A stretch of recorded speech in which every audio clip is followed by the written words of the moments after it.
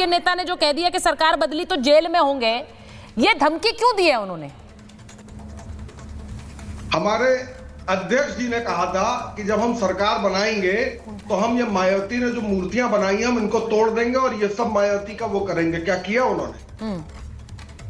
नहीं, तो आपका मतलब है हल्के में ले बयानों को, हल्के में ले बयानों को बोल दिया तो बोल दिया। राम गोपाल यादव की कोई हैसियत नहीं है क्या कि हम कुछ भी बोल देंगे, हम उन्हें सीरियसली ना लें? आप ये कहने की कोशिश कर रहे हैं उनकी सीरियसली नहीं लेना उनके बयान को? कि हम सांप की निगाहें, हम नागिन हैं, नागिन की तरह समाजवादी के अफसरों को निगाहों में रखे हुए हैं, हम बदला लेंगे। किससे बदला लिया उन्होंने? क्या उनको आईएएस से पीसीएस बना दिया या चपरासी बना दिया? आप मामले को बहुत हल्का बना रहे हैं लारी जी, आप मामले को बहुत हल्का बना रहे हैं। आप मुझे ये कह रहे हैं कि अगर राम गोपाल यादव ने ये बोल दिया तो उन्हें हल्के में लीजिए, उनके बयान को सीरियसली मत लीजिए। रोहन गुप्ता जी, नहीं लेना है सीरियसली राम गोपाल यादव ने धमकी, अगर उन्होंने कह दिया तो। अभी मेरी पूरी बात नहीं हुई है, पूरी बात तो देखिए, जहां जहां पे भी सनातन का या हिंदू धर्म का अपमान होता है उसको सीरियसली नहीं लेना, यही तो चाहते इंडी गठबंधन के नेता।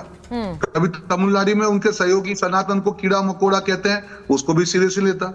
बिहार में लालू यादव कुंभ को फालतू कहते हैं, उसको भी सीरियसली लेना।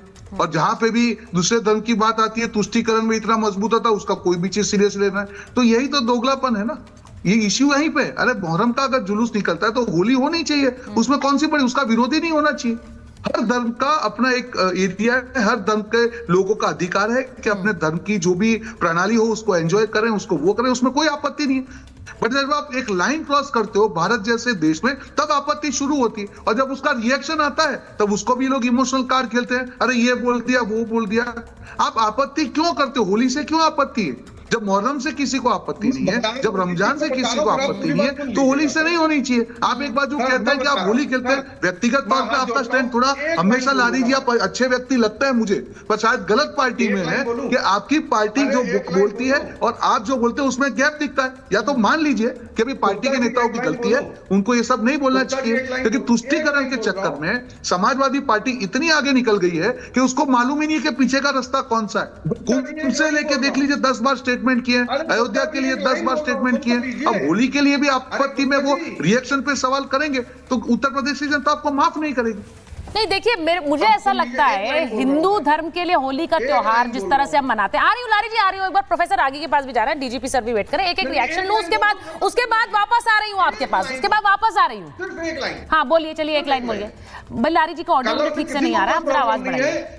90% मुसलमान भी होली खेलता है, ये मैं आपको बता दूं। नौजवान होली खेलता है लेकिन इधर नहीं खेल रहा क्योंकि रमजान चल रहे हैं। होली में सुन लीजिए गुप्ता जी, सुन लीजिए, अरे मेरी जान सुन तो लीजिए भाई। अरे भाईजान पूरी बात सुन लीजिए, बताइए। अरे पूरी बातें नहीं सुनते, देख लीजिए, यही तो परेशानी है आपके साथ। रंग से बदला ये है कि रंग की वजह से, अरे बात सुन लीजिए, रंग की वजह से कपड़ों पर रंग आ गया, चेहरे पर रंग आ गया तो आदमी नापाक हो जाता है, उसको फिर जाना पड़ेगा नहाने के लिए, नहाकर फिर आना पड़ेगा।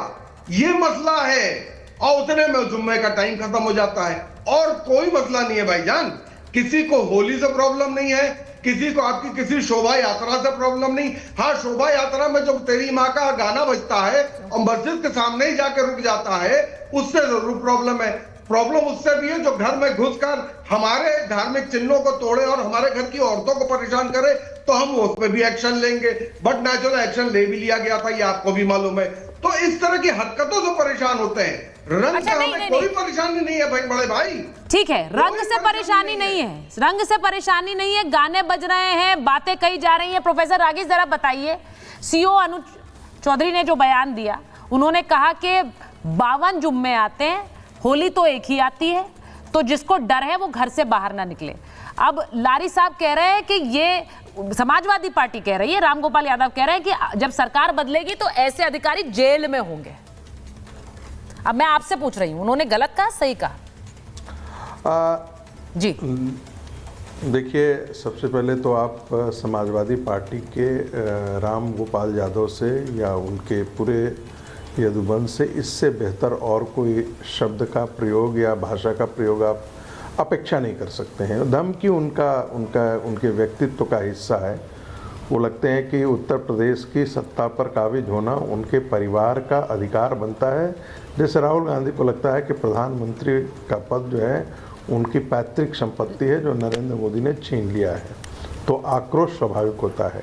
दूसरी बात, देखिए, आप इसको बहुत हल्के में ले रहे हैं कि अलीगढ़ मुस्लिम यूनिवर्सिटी के अंदर इस प्रकार की बातें हुई। ये विरोध स्वभाव है। मैं बार बार आप लोगों को चेतावनी देता हूं और कहता हूं, कोई व्यक्ति यदि होली में भाग लेता है, मुस्लिम ले 2, 4, 5, 10, आप उससे समाज की प्रकृति तय नहीं होती है।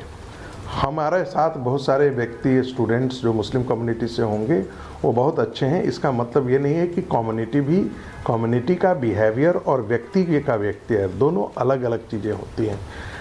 एक मुस्लिम एज एन इंडिविजुअल वो सेकुलर हो सकता है, लेकिन जैसे ही वो कम्युनिटी का व्यवहार आता है वहाँ वो कम्युनल हो जाता है। और ये मैं नहीं कह रहा हूँ, गांधी जी ने कहा average Muslim is a bully and average Hindu is a coward. जैसे जैसे ये जो है आप देख रहे हैं कि होली नहीं होनी चाहिए, वहाँ नहीं होनी चाहिए। हम पहले कभी सुनाते करते थे कि लाहौर या रावलपिंडी में जब हमारी महिलाएं मंदिर जाया करती थी तो उनको मंदिर जाने से रोक दिया जाता था। अभी कहा ना किसी ने कि भाई प्रोसेशन जा रहा है और हमारे मस्जिदों के आगे जो है वो दिया आप बजा करके खड़े हो जाते हैं तो हमको उससे परेशानी होती है। यही बात यदि हिंदू कहे कि आप अजान करते हैं और हमारे गांव तक वो आवाज़ आती है, इसलिए लाउड स्पीकर से बंद करो, अजान करना है तो अपने घर में करो, तब कहा जाएगा कि देखिए ये तो बड़ा एग्रेसिव हो रहे हैं। वो नहीं होता। मैं एक चीज जिक्र कर जाऊं, लेकिन आप लोग की तरह नहीं कि गाली बकबक सर आप कह रहे हैं, आप लोग पैसा देते हैं, you give them payment to do this. Sir आप लोगों की संस्था आरएसएस उन लोगों को पैसा देती है ये काम करने के लिए। सर मैं अपनी बात कह दूं, ठीक है, लारी जी ने कंप्लीट करने दीजिए। नहीं, लारी जी कंप्लीट करने दीजिए। और दूसरी बात ये है कि कोई प्रोफेसर रागी कोई अपनी जेब से पैसे दे रहे हैं क्या? देखिए, आप जो ये बातें बोल रहे हैं, और हुड़दंगी जो है ना वो हर तरफ होते हैं, ये भी मैं बता दूं आपको। कुछ लोगों की मंशाई ये होती है कि विवाद पैदा किया जाए। तो बार बार ये मत बोलिए कि ये गाने बजते हैं, अगर बजते हैं तो वो दोनों तरफ से होता है सर, ये भी समझ लीजिए।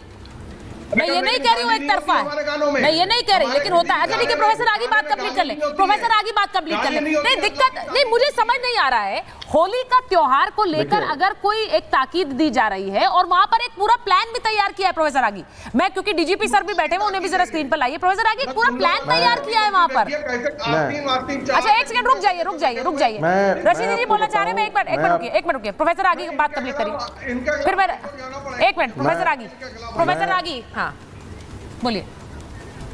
मैं आपको जिक्र कर दूं कि मेरे एक स्टूडेंट का एक्सपीरियंस था कि तबलीगी जमात वाले आकर के जामिया के अंदर बाकी सब चीज़ काम करते थे, लेकिन दीपावली नहीं मनाने देते थे, स्टूडेंट को दिए नहीं जलाने देते थे।